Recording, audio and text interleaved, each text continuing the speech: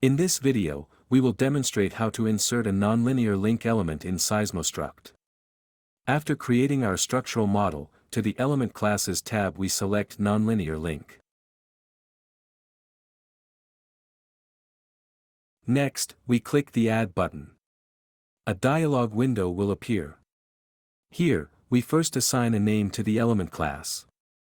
Then, from the Element Type drop-down menu, we select Nonlinear Link Element. After that, we choose the curve types for each of its local 6 degrees of freedom. F1,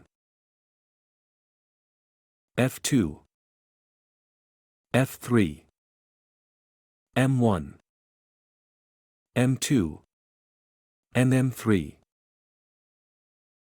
You can edit the curve properties by double-clicking on the parameter field.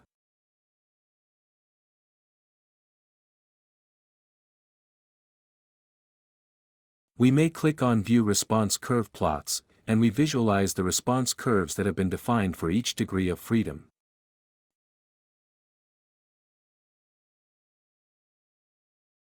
Once the element class has been defined, we move to the Element Connectivity tab. And we click Add.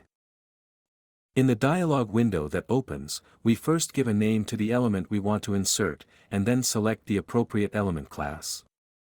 For this type of element, four nodes must be defined.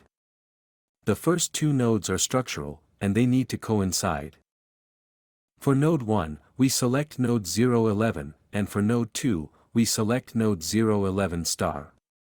A third and a fourth node are required to define the orientation of the element.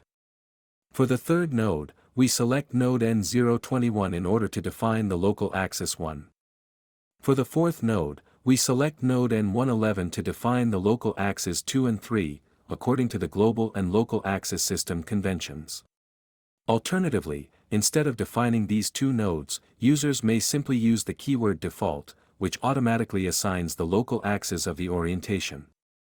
Once all nodes are defined, we click OK.